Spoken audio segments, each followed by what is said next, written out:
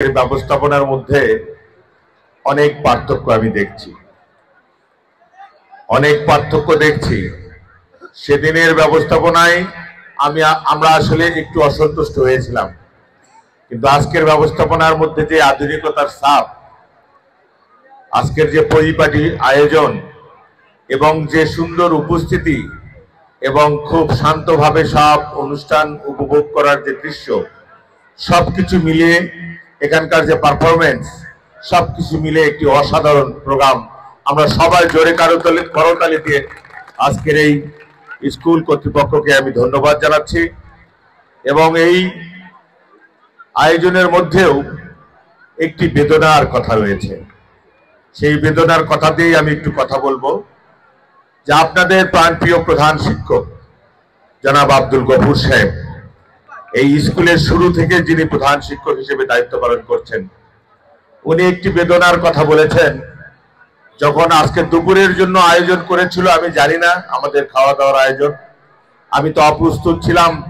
উনি যখন বলল যে ভাই, আমার তো শেষবারের মতো অনুরোধ, আমি তো আর সামনে বছর আপনাদেরকে দাওয়াত করতে পারবো না। আমাকে কেন? সামনে বছরের যে এই যে বার্ষিক ক্রীড়া প্রতিযোগিতার আগেই আমাকে বিদায় নিতে হবে। এটা আমাদের সবার জন্য বেদনার। কি বলেন? আমি ছাত্র ভাই ছাত্রছাত্রীদেরকে বলছি, সবার জন্য একটি বেদনার বিষয় যে প্রধান শিক্ষক সাহেব উনি বেদনার্ত কণ্ঠে বলেছেন যে আগামী প্রতিষ্ঠা বার্ষিকী এই বার্ষিক ক্রীড়া প্রতিযোগিতায় তো আমি আর থাকবো না ভাই, আমার তো আর ডাকহাট করা লাগবে না কাউকে, আপনাদেরকে আর বিরক্ত করব না, আপনি একটু দয়া করে আসবেন সময় মতো, এসে আমার প্রাণপ্রিয় শিক্ষক, আমার প্রাণপ্রিয় ছাত্রছাত্রী, তাদেরকে আমি সন্তান তুল্য মনে করি, তাদের এই প্রাণের অনুষ্ঠানে আপনারা দয়া করে উপস্থিত থাকবেন। আমরা এসেছি আজকে।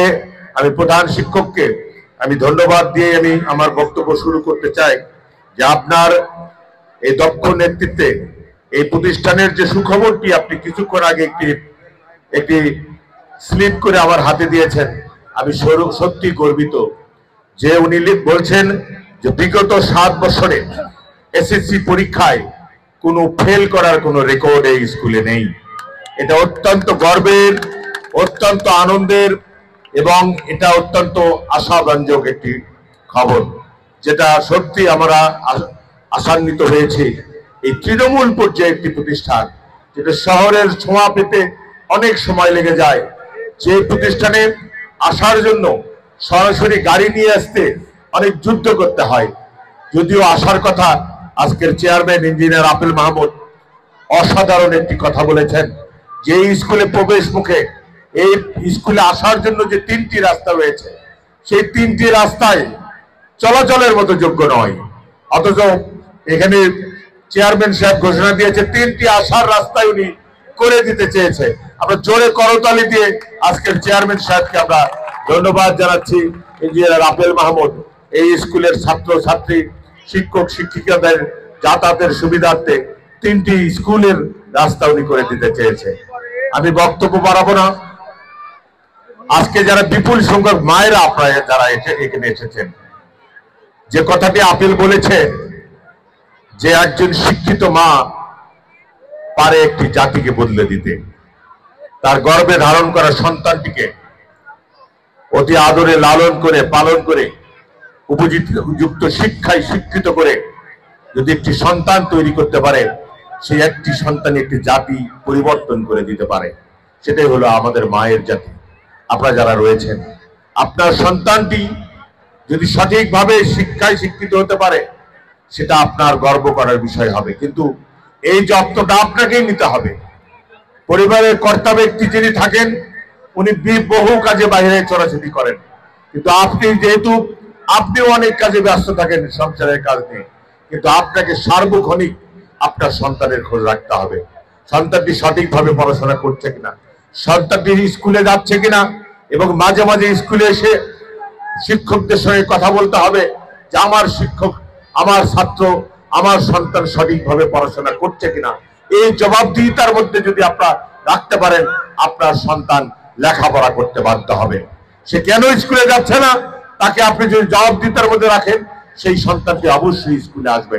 এবং এখানে আমি গত পরশুদিন নামুজা বামুনপাড়া স্কুলে আমি যেতে বলেছি, ওই স্কুলের অনেক ছাত্ররা নাকি স্কুলে আসতে চায় না। যদি এখানে ওই অবস্থা থেকে থাকে, আমি এখানে উপস্থিতির সংখ্যা ভালো, আলহামদুলিল্লাহ। হেডমাস্টার সাহেব বলেছেন স্কুলের উপস্থিতির সংখ্যা ভালো। সবকিছু মিলে আমার কাছে অত্যন্ত আনন্দের একটি পরিবেশ মনে হচ্ছে যে স্কুলে অত্যন্ত ভবিষ্যৎ অত্যন্ত উজ্জ্বল। আপনারা যদি আরেকটু খেয়াল রাখেন, আরেকটু যত্নশীল হন, এখানে আমার বিশ্বাস এই স্কুল থেকে অনেক ভালো ভালো ছাত্ররা ভবিষ্যতে তারা অনেক দামি দামি বিশ্ববিদ্যালয় এবং কি পৃথিবীর সেরা সেরা বিশ্ববিদ্যালয়ে তারা ভর্তি হতে পারবে। এখানে লেখাপড়া আমরা যারা ছাত্র ছিলাম, আমরা অনেক কষ্ট করে লেখাপড়া শিখেছি। আমাদের সারা বছরের বেতন আমরা যদিও খুব অভাবী ঘরের সন্তান নাই, তারপরেও তখনকার দিনে এই স্কুলের 10 টাকা 15 টাকা বেতন অনেক কষ্টের ছিল। আজকে হয়তো যারা ছাত্র তারা বুঝতে পারছে না, তারা তো পকেট খরচ 10 টাকা 15 টাকা নিয়ে আসে প্রতিদিন। আর আমাদের সারা বছরের বেতন হলো 10 টাকা 12 টাকা 15 টাকা ছিল। আজ থেকে 40 বছর আগেকার কথা বলছি। তাহলে সেই সময়ে পরীক্ষার সময় আমাদের পরীক্ষা বন্ধ করে দেওয়া হয়, আমরা বেতন দিতে পারি না দেখে। এরকম ঘটনা আমরা যারা মঞ্চে রয়েছি সবার জীবনে ঘটেছে। তো অনেক কষ্ট করে আমরা লেখাপড়া শিখেছি, কিন্তু আজকের ছাত্রছাত্রীদের ওই রকম কষ্ট নেই। তারা বাড়ি থেকে খেয়ে এসে অনেকে 10 মাইল 15 মাইল হেঁটে হেঁটে ক্লাস করতে হয়েছে, কিন্তু আজকে তাও করতে হয় না। বাড়ি থেকে ভাত খেয়ে এসে সেই হাতটা শুকাতে শুকাতে স্কুলে পৌঁছা যায়, এমন দূরত্বে সবার হাই স্কুলগুলো রয়েছে। তা আমি বলি, আমার সোনার সন্তানদেরকে বলবো, আমার ছাত্রছাত্রী ভাই বোনদেরকে বলবো যে বাবা, তোমরা এই দেশের ভবিষ্যৎ, তোমরাই কিন্তু এই দেশটাকে বদলে দিয়েছো।